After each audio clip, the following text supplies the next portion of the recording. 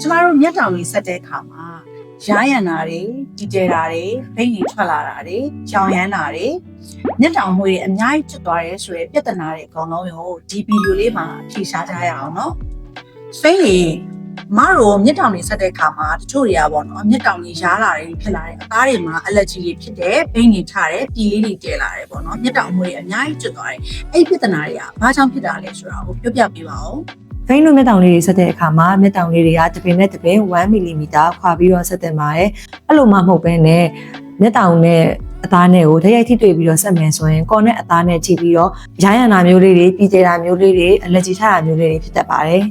နောက်ထပ်ပြီးတော့ quality မမီတဲ့ core တွေကိုအသုံးပြုတာမျိုးပုံမတက်ထားတဲ့ဇာကနာတွေကိုအသုံးပြုတာမျိုးဆိုရင်ခုနယောဂမျိုးလေးတွေဖြစ်တတ်တဲ့အပြင်ကိုမျက်လုံးယောဂတွေမှာကူးစက်တတ်ပါသေးတယ်ရှင်မျက်တောင်ဆက်ခြင်းမှာမျက်တောင်မွေးလေးတွေကျွတ်တာကတော့ဆက်ပေးတဲ့ artist ကဧည့်သည်ရဲ့မျက်တောင်ဝိတ်ရဲ့ခံနိုင်ရေးအားကိုမသိဘဲနဲ့ထူထူကြီးတွေဆက်ပေးလိုက်တာမျိုးဆိုရင်အဲ့ဒီဝိတ်ကမခံနိုင်ဘဲနဲ့ငကိုမရှိတဲ့မျက်တောင်လေးတွေကိုကျွတ်စေပါသေးတယ်ကဲအဲ့ဒါဆိုလို့ရှိရင်တော့ကျမတို့ရဲ့ဒီဗီဒီယိုလေးမှာ